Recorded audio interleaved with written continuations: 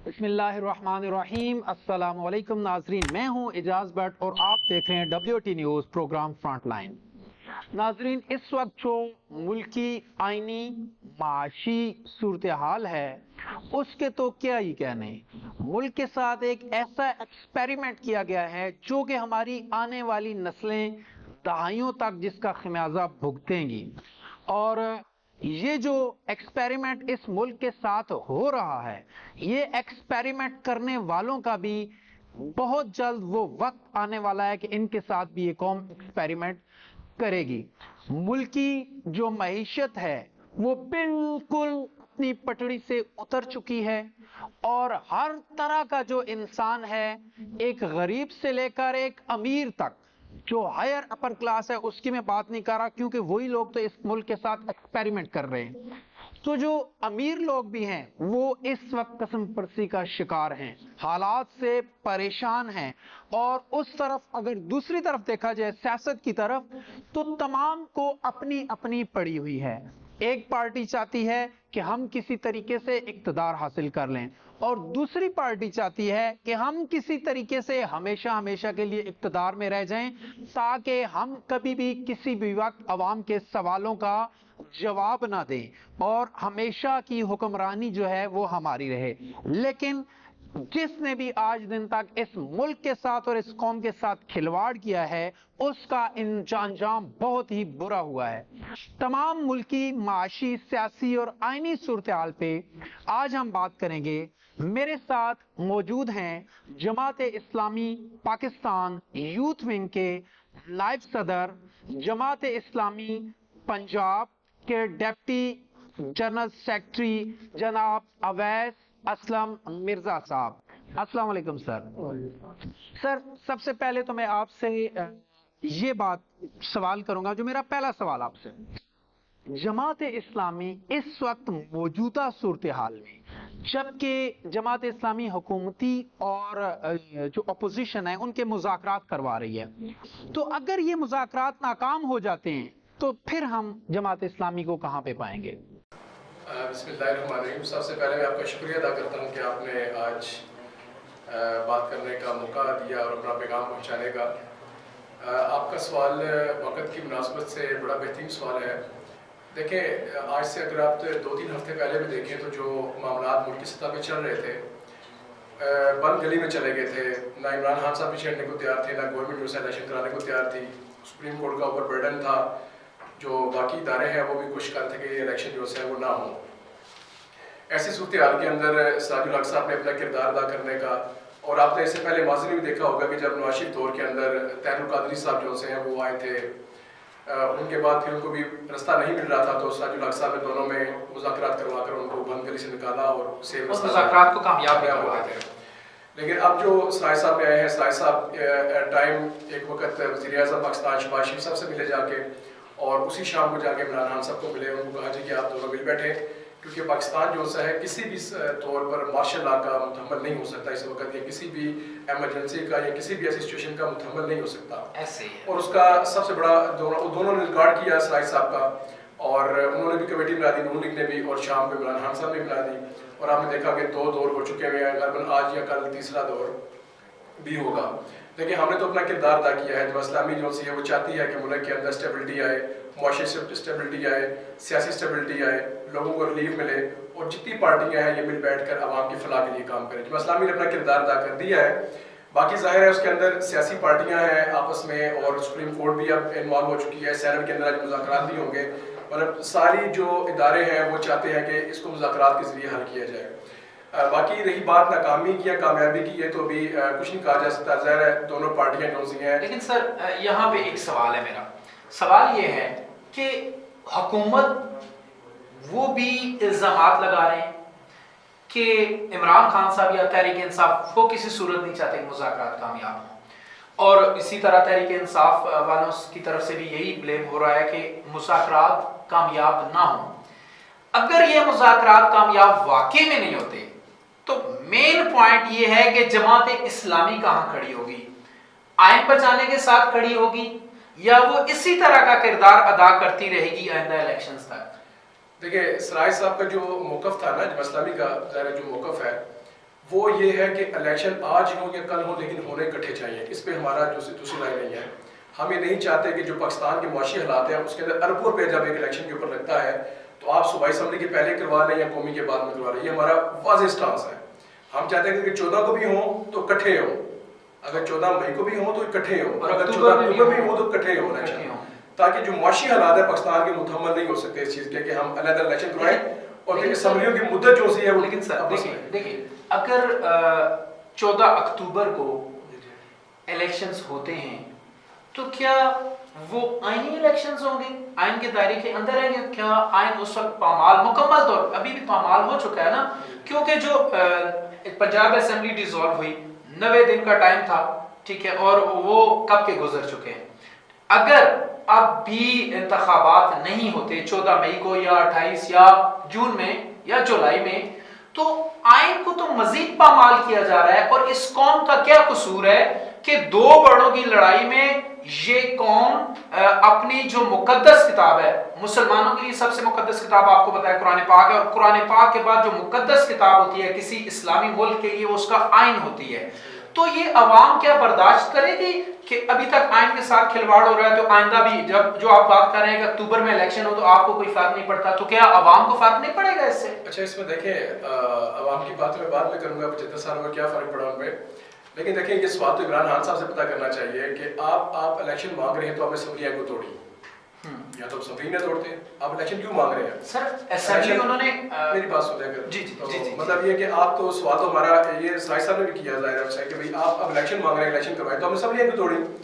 اچھا اب وہ خود چلے گئے سپریم کورٹ میں دائر کرنے والے کہ ہماری اسمبلیاں بحال کی جائیں. پتہ ہے آپ کو 2 دن پہلے خبر آئی ہے کہ وہ خود بھی چاہ رہے ہیں کہ اسمبلی میں واپس آ جائے. تو مسئلہ یہ ہے کہ آئین کا کھلواڑ تو ہر طرف سے ہوا ہے, ٹھیک ہے نا. اب مسئلہ یہ تھا کہ سراج صاحب نے سپریم کورٹ کے اندر بھی یہ بات کی, جب سپریم کورٹ نے ان کو بلایا اور ان کو کہا جی کہ آپ اپنا موقف پیش کریں, تو ان کا کہ آئین کو تو ہم جو ہے وہ تو معاملات ہیں کہ 14 تاریخ کو الیکشن ہونے چاہیے, سب کچھ ہے, ٹھیک ہے, لیکن مسئلہ یہ ہے کہ اگر کنسنسس ہو جاتے ہیں کسی ایک چیز کے اوپر, ساری پارٹیاں مل کے بیٹھ جاتی ہیں اور سپریم کورٹ اپنا آرڈر کر دیتی ہے اس کے اوپر کہ ٹھیک ہے آپ کمپلسیٹ کر دیتے ہیں سیاسی پارٹیوں یا آئین کو کہ بھئی آپ اکٹھے الیکشن کروا لیں, اور ماضی کے اندر ایسا ہوتا رہا ہے. 93 کے الیکشن میں بھی ایسا ہوا تھا, اور اس کے اندر بھی یہی ہوا تھا کہ وہ الیکشن جو سے تھے وہ 3 ماہ ڈیلے ہو چکے تھے صوبائی اسمبلی کے.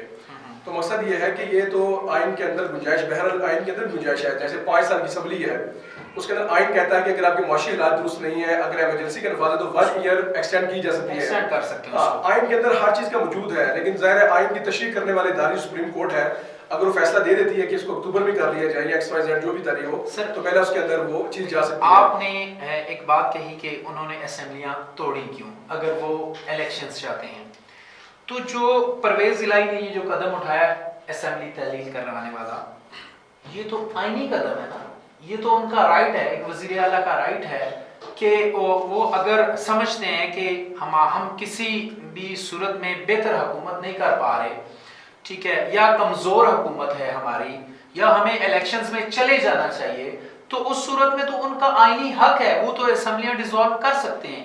یہ تو میرے خیال میں کوئی اتنا بڑا ان پہ پوائنٹ نہیں ہوتا. اس سے پہلے اسمبلیاں آپ 8 ماہ پہلے چلے جائیں نا, 8 ماہ پہلے چلے جائیں, رجیم چینج جس کو کہا جاتا ہے, ایسا ہی ہے. لیکن وہ بھی اپوزیشن نے اپنا آئینی حق ادا کیا, اس کے اندر کردار ادا کیا, آئینی طور پر گورنمنٹ ٹوٹی ہے, آئینی ٹوٹی ہے, لیکن انہوں نے تسلیم نہیں کیا.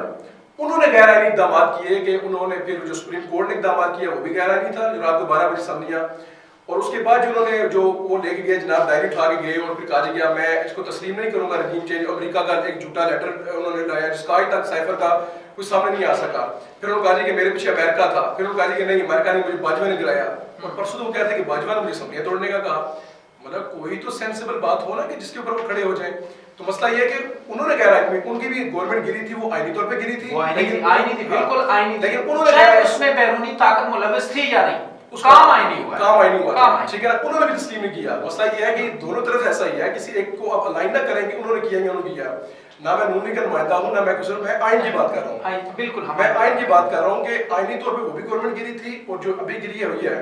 لیکن جو ہمارا موقف دوبارہ یہ ہے کہ پاکستان کے معاشی حالات اس چیز کے متحمل نہیں ہو سکتے کہ آپ 32 अरब रुपया एक सूबाई असम्बली ने लगाए, उसके सर, बाद ये तो और क्लेम दोबारा कर रही है पीटीआई कि जिस वक्त हमारी हुकूमत गिराई गई और नई हुकूमत आई उस वक्त $16 बिलियन पड़े हुए थे हमारे इंटरबैंक खजाने के अंदर, ठीक है। अगर 16 बिलियन थे तो फिर इसका मतलब है हमारा जो अपना कौमी खजाना है उसमें 10 बिलियन तो होंगे, ठीक है। अब हमारे पास कह रहे हैं जी 2 बिलियन हैं, कोई कह रहा है 2.5 बिलियन हैं, इससे ऊपर नहीं है। बहरहाल अगर दोस्त ममालिक ने अभी मदद कर दिया तो उनका हम शुक्रिया अदा करते हैं पाकिस्तानी। तो अगर माशी हालात बुरे हुए हैं और बुरे से बुरे 12% पे या 12 से 17% के दरमियान महंगाई थी, अब 47% से ऊपर चली गई है। ये आज का डाटा मैं आपको बता रहा हूँ, 47% से महंगाई ऊपर चली गई है। तो इसकी तहरीक इंसाफ कैसे जिम्मेदार हुई? वो तो $16 बिलियन आपको देके जा रहे हैं, जिनमें से $10 बिलियन आपके अपने पड़े हुए हैं, तो वो किधर गए हैं? इसमें एक बात तो ये है कि मैं मुर्शिदान नहीं हूँ, मुझे इस मामलात का जो है वो इतना इल्म नहीं है, ना मैं मतलब है कि इसमें फिगर्स देख सकता हूँ, क्योंकि फिगर जो सी है वो हमेशा ऐसी आती हैं। हर बजट के बाद कहा जाता है कि एक लफ्ज़ों का हेर फेर है। और मैं देखें मेरे लिए फिक्र क्या है, मेरे लिए फिक्र ये है कि कोई गरीब है उसके हालात कैसे हैं, एक मकान किराएदार है उसके हालात कैसे हैं, एक रेडी वाला है उसके हालात कैसे हैं, तालीम है कि नहीं है, सेहत है कि नहीं। मेरे लिए फिक्र ये चीज़ें हैं। मसला ये था कि इमरान खान साहब भी नाअहल साबित हुए, ठीक है, डॉलर उन्होंने भी ऊपर किया, महंगाई उन्होंने भी की, उन्होंने जानिए जो रेशो 2017 में थी वो रेशो डबल हुई 2018 में, और 2018 की रेशो जो डबल हो गई 2022-23 के अंदर आ गए। मसला ये कि जमात इस्लामी का वाज़ेह स्टांस ये है कि पीटीआई और नून लीग या पीपल्स पार्टी ये तीनों एक ही सिक्के हैं। इन तीनों के अंदर वही लोग हैं जो हर 5 साल बाद अपनी पार्टी चेंज करते हैं, अपना झंडा चेंज करते हैं, अपना लीडर चेंज करते हैं। ये खानदान जो 250 खानदान पाकिस्तान पर 75 सालों से मुसल्लत है, ये किसी बड़ी तब्दीली का पेशा नहीं हो सकते। चाहे ऊपर लीडर कोई भी आ जाए, पार्टी कोई भी आ जाए, पाकिस्तान में हकीकी तब्दीली नहीं आ सकती। चले, अच्छा सर, इस बारे में बात की। अब अदालत ने सालसी का किरदार अदा करने का कहा, यानी वो ये चाहते हैं कि जो दोनों पार्टीज हैं, अपोजिशन और हुकूमत, ये मिल जाएं और कोई दरमियानी रास्ता इख्तियार कर लें, हमारे पास आ जाएं, हम इलेक्शन को एक्सटेंड कर देंगे या वो उस डेट पे कर देंगे जिस पे ये इत्तेफाक करके आएंगे। तो सर ये पाकिस्तान का सबसे बड़ा इंसाफ का इदारा है, तो क्या इंसाफ के इदारे का काम इंसाफ करना नहीं बनता या सालसी करना बनता है? प्राइम मिनिस्टर साहब ने परसों कहा कि ये सुप्रीम कोर्ट का राइट नहीं है कि वो सालसी करे, उसका काम तो इंसाफ करना है। अब 2 लोग उसके पास गए तो उनका काम है आइन के मुताबिक फैसला कर देना, ठीक है जी, ये चीज है, ये इसका आइन में लिखा हुआ और इस तरीके से ये इस मसले का हाल है और जाएं इस पे अमल करें। लेकिन हमारी कोर्ट तो सालसी का किरदार अदा कर रही है, मतलब इंसाफ तो नहीं हो रहा ना। फिर देखिए पाकिस्तान में कोई इदारा ऐसा तो बहरहाल होना चाहिए ना कि जो, अब जाहिर है जब अगर फौज जो सी है वो सामने आए, एस्टेब्लिशमेंट आए, तो फिर कह देंगे आप फौज क्या कर रही है यहाँ पे, मतलब इसका काम नहीं है।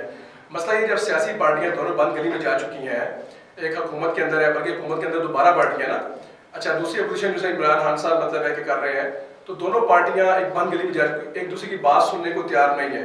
तो जाहिर है कोई तो ऐसा इदारा होना चाहिए जहाँ पर जो इन दोनों को आपस में बिठा सके, तो वो इदारा बहरहाल मौजूद है पाकिस्तान के अंदर और सुप्रीम कोर्ट ने कहा है। लेकिन आपकी जो पहली बात है वो बड़ी इंटरेस्टिंग है। मसला ये है कि पीटीआई ये समझती है कि जो उस इदारे के सरबराह हैं वो सितंबर में रिटायर हो रहे हैं। पीटीआई ये समझती है कि शायद अगर वो रिटायर हो गए तो उसके बाद इलेक्शन हुए तो हमें इलेक्शन हरवा दिया जाएगा, जबकि हुकूमत ये समझती है कि अगर वो साहब उस सीट पे हुए तो हमारे लिए मुश्किलात का शिकार हो जाएगा, शायद इमरान खान साहब को जिता दे। देखिए बात तो यहाँ बैठी हुई है ना, मसला है कि बात यहाँ बिल्कुल यहाँ बैठी हुई है, ठीक है। और खान साहब हमेशा से ना मतलब इन चीजों को लेके चलते हैं। जब ये बाजवा साहब की एक्सटेंशन अपना फैज हमीद साहब का मामला था, उस वक्त उनके जहन में यही था कि इनकी रिटायरमेंट से पहले खान साहब तो क्लेम करते हैं मैं तो बहुत मासूम था, मुझे तो पता ही नहीं था मेरे साथ हो क्या रहा है, वजीर आजम मैं था और हुक्मरान कोई और बना हुआ था। तो ये तो बात हम उनको 2011 में समझा चुके थे, मुनव्वर हसन साहब समझा चुके थे कि भाई आप इनके हाथों में ना खेलें, क्योंकि ये वार उसी पे करते हैं जब वो उनके साथ खेलता है। तो आप अपनी वाम की ताकत से आए, लेकिन आज वो बातें खुद वही कर रहे हैं।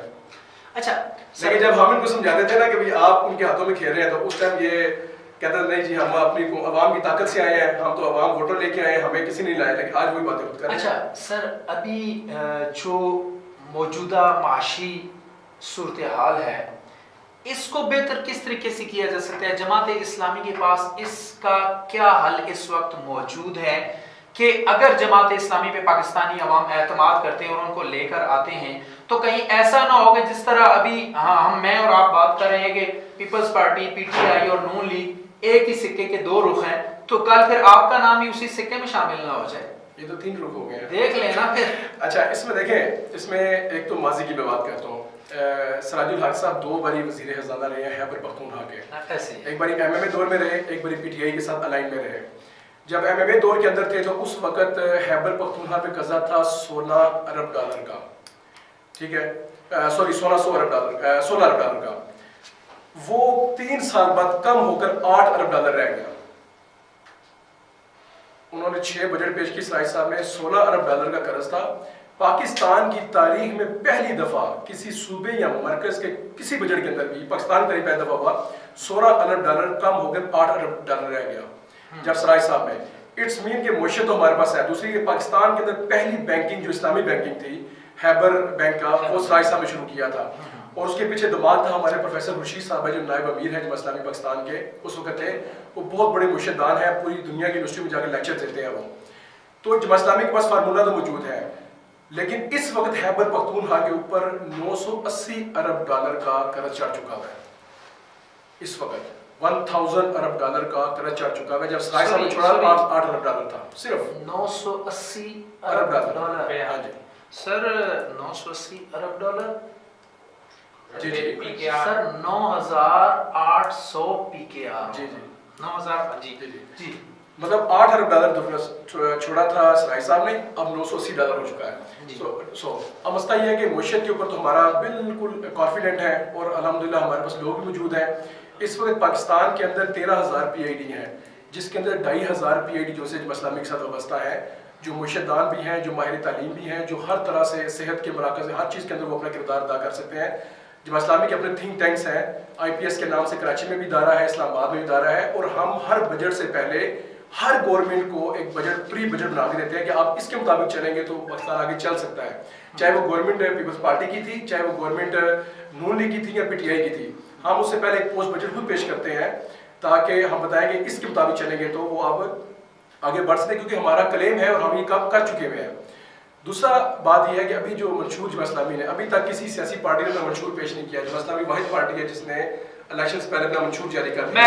میں اس کے سوال ایک بات اس کے اندر آخری میں کر رہا ہوں. جی جی اس منشور کے اندر ایک چیز تو بڑی منفرد یہ ہے کہ جس کے اوپر تمام صحافی حضرات نے اس منشور جب وہ اوپننگ ہوئی تھی وہاں میں بھی کہا کہ آپ نے جو یہ بات لکھی ہے کہ کوئی بھی جو سا ہے قانون بنا دیا جائے. ایک تو خواتین کے جو بہنوں کا جو حق ہے نا جائیداد کے اندر، یہ بڑا منفرد ہے. کسی بھی منشور کے اندر آج تک یہ جائیداد کا حق نہیں لکھا گیا.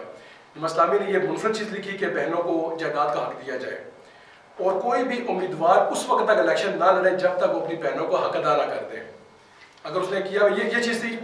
دوسری بات جو معیشت کے بارے میں یہ چیز، اچھا دوسری معیشت کے بارے میں یہ میری بات سنیں، یہ جو آپ نے کہا ہے نا کہ کنٹیسٹنٹ جو ہوگا آپ کا وہ ہر طرح کے حقوق سے مستثنا، مطلب اس تمام حقوق ادا کر کے آئے گا.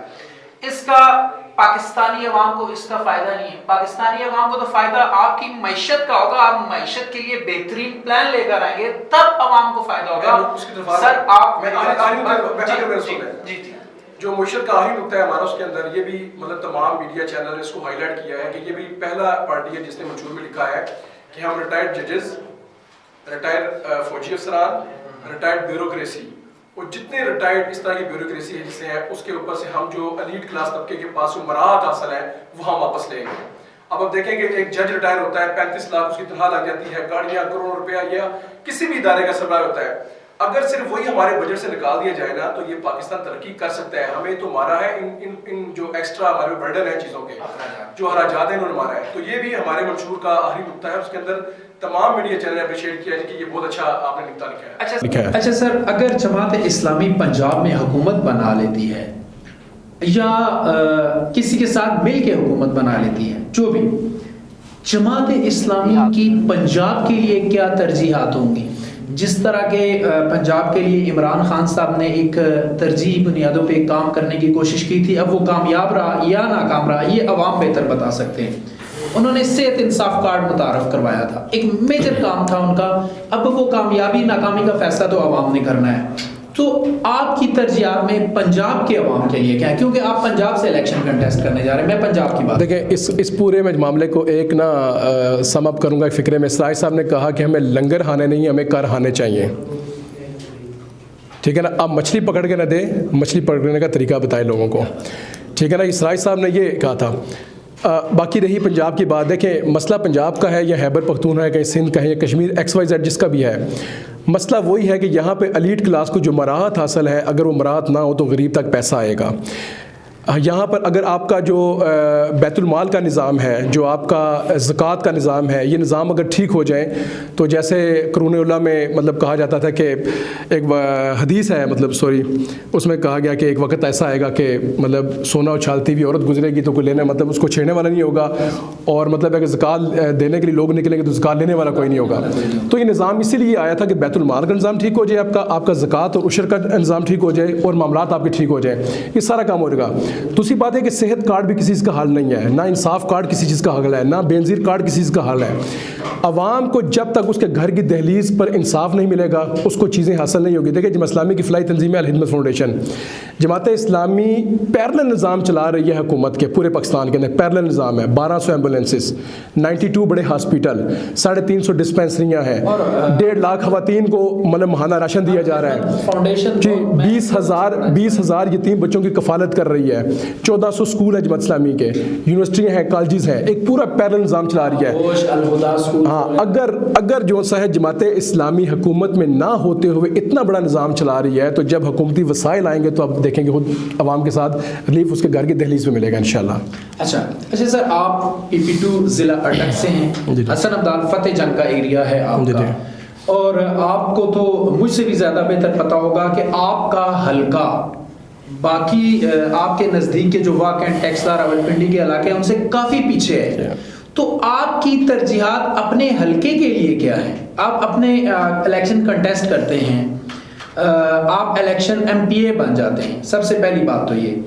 تو آپ کی اپنے علاقے کے لیے کیا ترجیحات ہوں گی؟ کیا آپ کا علاقہ واقع اور ٹیکسلا کا مقابلہ کرے گا؟ جیسا ابھی ہم نے 1 ماہ قبل یہاں پہ حسن عبدال میں جلسہ کیا تھا، اس میں اگر آپ میری تقریر سنیں تو میں نے ایک پورا پیکج دیا تھا، الہی عمل کا اعلان بھی کیا تھا، اور اس کے اندر جو مسائل ہیں وہاں سے میں نے گفتگو شروع کی تھی. دیکھیں، ہماری بدقسمتی یہ ہے کہ ضلع اٹک وہ علاقہ ہے جہاں پر CPEC ہے، جہاں پر GT روڈ ہے، جہاں پر موٹر وے ہے، جہاں پر ریلوے ٹریک ہے، جہاں پر ایئرپورٹ ہے. یہ 5 مواصلاتی ذرائع پاکستان کے کسی ضلع میں نہیں ہے. ایسی بات ہے، صرف واحد ضلع ہمارے اٹک کا. لیکن بدقسمتی یہ ہے کہ ہم پنڈی سے پیچھے ہیں، ہم اسلام آباد سے پیچھے ہیں، ہم 4 کلومیٹر دور ہمارا واقع ہے، ہم اس سے بھی پیچھے ہیں. ٹھیک ہے نا. یہ پسماندہ ترین علاقہ ہے. میری تحصیل حسن عبدال اور فتح جنگ کے اندر یونیورسٹی نہیں ہے، پورے اٹک کے اندر نہیں ہے، سرکاری یونیورسٹی ہے ہی نہیں ہے. ہمارے لوگ جاتے ہیں راولپنڈی، اسلام آباد، ہری پور، پشاور اور ایبٹ آباد میں پڑھنے کے لیے. میرے تحصیل حسن عبدال، فتح جنگ اور باتر میں میڈیکل کالج نہیں ہے. ہمارے لوگ مہنگی ترین یہ واہ یونیورسٹی جو میڈیکل کالج ہے یہاں پر کروڑ روپے دے کے پڑھتے ہیں. پنڈی کے اندر جاتے ہیں، ہیبر کالج میں جاتے ہیں، لیکن میرے تحصیل حسن عبدال اور فتح جنگ میں یونیورسٹی نہیں ہے. کوئی ٹیکنیکل ادارہ نہیں ہے، کوئی IT ٹاور نہیں ہے. کسی نے کوئی یہاں پر اگر سافٹ ویئر ہاؤس بنانا ہو تو اس کو کوئی کمپلسیٹ نہیں کیا جاتا گورنمنٹ کی طرف سے کہ آپ اس کو ترجیح دیں، آپ اس کو کمپلسیٹ کریں کہ یہاں پہ کوئی سافٹ ویئر انسٹیٹیوٹ تو 2 ہیں آپ کے پاس سر، ایک میں کام ہے حسن عبدال میں اور ایک میں کہہ رہا ہوں کہ ایسا کوئی ادارہ نہیں ہے کہ جس کو آپ آگے لے کے مستقبل کے اندر بہت بڑا. باقی ڈپلوما تو کوئی بھی کرا رہا ہے، ادارہ کروا رہا ہے نا. ڈپلومے تو بہت سارے ادارے کروا رہے ہیں، پرائیویٹ بھی کریے. واہ کے اندر 25 ادارے ہیں جو ڈپلوما کروا رہے ہیں. مسئلہ یہ نہیں ٹیکنیکل تعلیم، مسئلہ یہ کہ ان کو آپ آگے ان کو یوز کدھر کرتے ہیں. دوسری بات یہ ہے کہ ہمارے سراؤنڈنگ کے اندر حسن عبدال میں بڑے بڑے ادارے ہیں سرکاری، لیکن ہماری تحصیل حسن عبدال کا کوئی کوٹا اس کے اندر نہیں ہے کسی بھی سرکاری ادارے کے اندر. یعنی کہ AWC ہمارے کلب کے اوپر ہے بالکل، بلکہ ہماری اٹک کی زمین کے اوپر ہے، لیکن اس کے اندر ہمارا کوٹا نہیں ہے. انڈسٹریل ایریا باتر سائڈ میں ہمارے کلب کے اندر موجود ہے، لیکن اس کے اندر ہمارا کوٹا نہیں ہے. بلکہ یہاں پر ادارے بند ہو رہے ہیں، مطلب فیکٹریاں، گلاس فیکٹری بند ہو گئی ہے، نیلم گلاس فیکٹری بند ہو گئی ہے. KSB کی جو حالت ہے آپ کو پتا ہے کہ انہوں نے ڈاؤن سائزنگ کی ہے اور مزدوروں کو نکال دیا ہے. مسئلہ یہ ہے کہ یہ تو ملک کی معیشت پہ ڈیپینڈ کرتا ہے نا. جب آپ کی معیشت، آپ حکومت میں آئیں گے، معیشت کو آپ بہتر کریں گے تو یہ تو سارے ادارے خود بخود نہیں دیکھیں آپ جو ضلعی حکومتیں ہوتی ہیں نا, دیکھیں ضلعی حکومتوں کا یہ کام ہے کہ آپ وہاں پر لوگوں کو لے کے آئیں, روزگار کے مواقع لے کے آئیں.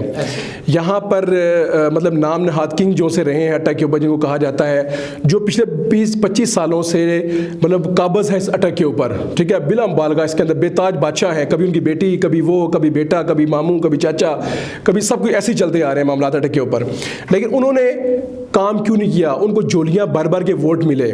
میرا تحصیل حسن ابدال اور فتح جنگ یقین کریں شہر لگتے نہیں ہیں, یہ کسی گاؤں کا مطلب میرے حسن ابدال کے اندر محمود آباد اور ایسے شہر حلقے ہیں جہاں پر بجلی نہیں ہے, لوگ 2-2 کلومیٹر دور سے تارے لے کے آئے ہوئے ہیں. حسن ابدال کے اندر بارش ہوتی ہے تو یہ جو آپ کا پنجہ صاحب کا ہے وہاں پہ آپ کو پتہ ہے سیلاب آیا تھا پچھلے اس کے اندر, ٹھیک ہے, نالہ اور پلیاں بنا دی گئیں, اس کے اوپر قبضہ کر کے دکانیں بنا مطلب ٹھیے لگا دیے گئے اور یہ کر دیے گئے. آ گیا یہ اچھا آپ کالونی میں چلے جائیں, یہ جو حسن ابدال کالونی میں ہے, آپ نے کبھی کوڑے کے ڈھیر دیکھے ہیں؟ وہاں پہ لمبی قطار ہے ٹرین کے ساتھ. تو مسئلہ یہ کہ سارے مسائل موجود ہیں, پارک نہیں ہے, پورے حسن ابدال میں پارک نہیں ہے, ٹھیک ہے نا. فتح جنگ کے اندر کون سا پارک ہے؟ مسئلہ یہ کہ باتر کے اندر کون سا پارک ہے؟ خواتین کے لیے علیحدہ ایسا کون سا فیملی پارک ہے, جم خانہ جہاں پہ بیچاری جا کے جم ہے, جہاں پہ جا کے اپنی سرگرمیاں کر سکیں. تو نے آپ کو اسٹیڈیم تو حسن ابدال کا بنا کے دیا ہے نا, کون سا وہ جو صفائی وغیرہ بھی جنہوں نے کروائی ہے, یہ حسن ابدال کا جو کرکٹ اسٹیڈیم ہے. اسٹیڈیم کی بات نہیں, میں پارک کی بات کر رہا ہوں نا. یہی تو چیزیں ہیں, میں پارک کی بات کر رہا ہوں کہ اسٹیڈیم تو وہ یہاں پہ نہیں بنا, وہ دوسرا کس کی بات کر رہے ہیں جو حیات صاحب نے بنایا ہے؟ جی جی بالکل, وہ تو باتر کی سائڈ میں بنا نا, حسن ابدال میں تو نہیں بنا نا. سر آپ کا حلقہ ہے. نہیں حلقے میں تو ہے, میں تو شہر کی بات کر رہا ہوں نا, میں تو 2 سٹیز کی بات کر رہا ہوں کہ بھائی فتح جنگ اور حسن ابدال جو سٹیز ہیں. اب یہ جو کون سنکی کی روڈ تھی, پاکستان بننے کے 75 سال بعد وہ روڈ بنی ہے, 75 سال بعد, یعنی گزرنا مشکل تھا. آپ گاڑی لے کے جا سکتے ہیں, آپ موٹر سائیکل لے کے جا سکتے ہیں وہاں پہ, یعنی کہ وہ بالکل علاقہ غیر لگتا ہے. اب بھی مطلب سڑک بننے کے باوجود بھی کون سڑکی جو اگر آپ ہزار سے جا رہے ہیں تو وہ علاقہ غیر لگتا ہے کتنی دور جا کے. آپ پنڈ میری کے اندر چلے جائیں, مین رستہ ہے پنڈ میری کا, اس کے اوپر آدھی روڈ ٹوٹی ہوئی ہے, نیچے کھڈا ہے, اور وہاں سے گاڑی گزارنا مشکل ہے پنڈ میری کے اندر. آپ یہ بوئی گاڑ کے رستے دیکھ لیں, آپ جان آباد کے اندر کے رستے دیکھ لیں, آپ یہ ٹانڈا کے رستے دیکھ لیں, آپ یہ اپنے پوڑ میانہ کے رستے دیکھ لیں. پوڑ میانہ کے اندر آپ کبھی جائیں نا, گاڑی آپ کی پوڑ میانہ تک آتی ہے, اس کے بعد اندر داخل نہیں ہو سکتی پوڑ میانہ کے اندر. آپ اس کے بعد بائک پہ جانا پڑے گا یا پیدل جانا پڑے گا. کوئی ٹاؤن پلاننگ نہیں ہے, کوئی ایسی چیز نہیں ہے کہ یہ مل بیٹھ کے کوئی ایسا کریں. اب ہمارے جو گلیاں دیکھ لیں, حسن ابدال کی گلیاں دیکھ لیں, اونچی نیچی اور پانی آتا ہے. کوئی ٹاؤن پلاننگ نہیں ہے کہ ہم اس کو لیول کریں, کوئی سوچنے والے دماغ وہاں پہ ہو.